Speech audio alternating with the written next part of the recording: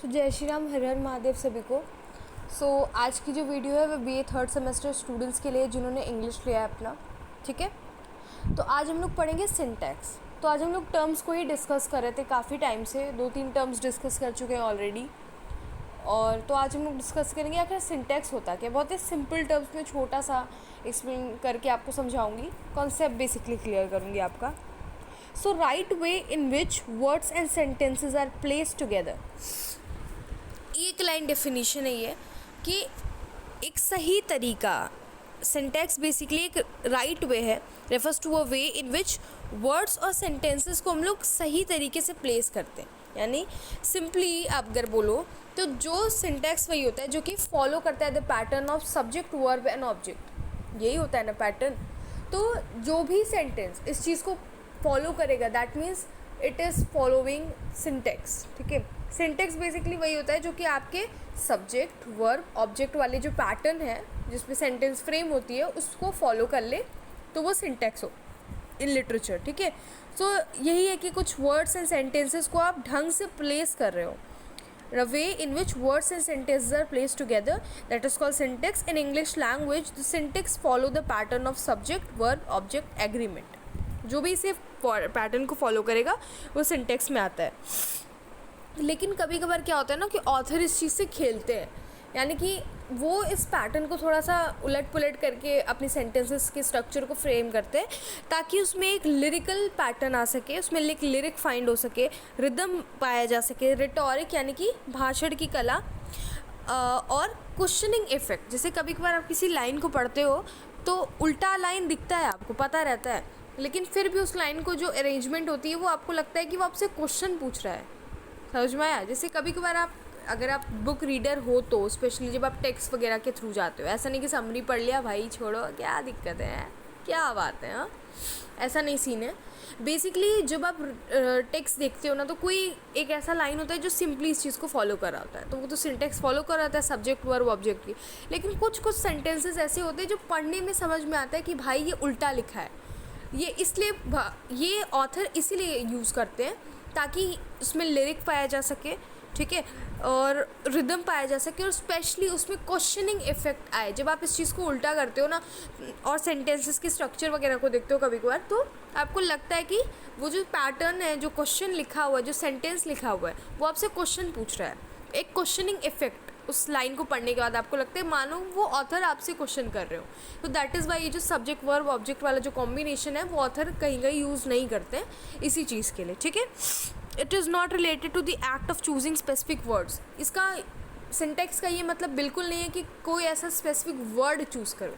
Syntax का कहीं से भी लेना देना नहीं है, इसको कंफ्यूज मत करना कि सिंटैक्स का मतलब है अच्छा वर्ड चूज़ करना।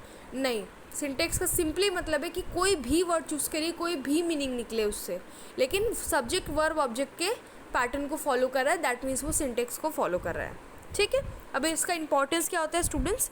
A variety of aesthetic effects can be achieved. हाँ, जैसे आप है ना एस्थेटिक के 14, ठीक है वैसे ही ये भी क्या करता है, जब हम सिंटैक्स को फॉलो करते हैं तो ये एस्थेटिक इफेक्ट देता है depending on how the writer changes their syntax and around. और वो एस्थेटिक इफेक्ट देता है जब राइटर उसे और अच्छे से चेंज कर देता है। जो सब्जेक्ट वर्ब ऑब्जेक्ट का जो पैटर्न है उसको चेंज करके जब राइटर लिखता है तो और अच्छा इफेक्ट आता है। जैसे मैंने बोला ना क्वेश्चनिंग इफेक्ट, तो ये भी बड़ा एस्थेटिक लगता है। समझ में आया?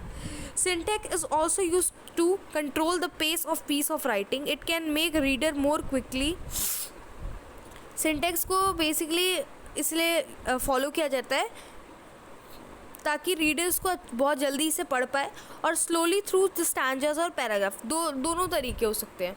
या तो सिंटैक्स को इसलिए यूज़ किया जाता है ताकि रीडर्स को जल्दी पढ़ पाए, या फिर उसको बहुत ही स्लोली पढ़े थ्रू द टेक्स्ट या सिंटैक्स या paragraph. It also influence the mood, और जिस तरीके से आपका सिंटैक्स रहेगा वो मूड भी चेंज करता रहेगा। जैसे आप जिस टोन और मूड में रखे हो वो आपका अगर सिंटैक्स है तो सिंटैक्स ऑथर जो रीड कर रहा है रीडर उसके भी मूड को इन्फ्लुएंस करता है है ना। जैसे मान लो अभी सिंपल सिंपल चीज़ें लिखा है, फिर अचानक से आपने उसमें लिरिकल क्वालिटी डाल दी, फिर लास्ट में दिख के आ रहा है कि क्वेश्चन भी पूछने लगे आप, तो ये चेंजेस माइंड जो होता है ना रीडर का, वो कंटिन्यू चेंज करता है, उसका मूड चेंज होते रहता है। One writer use syntax to their advantage, they can also create specific atmosphere in a piece, और वो एक प्रॉपर एटमॉस्फेयर भी क्रिएट करते हैं उस चीज़ से।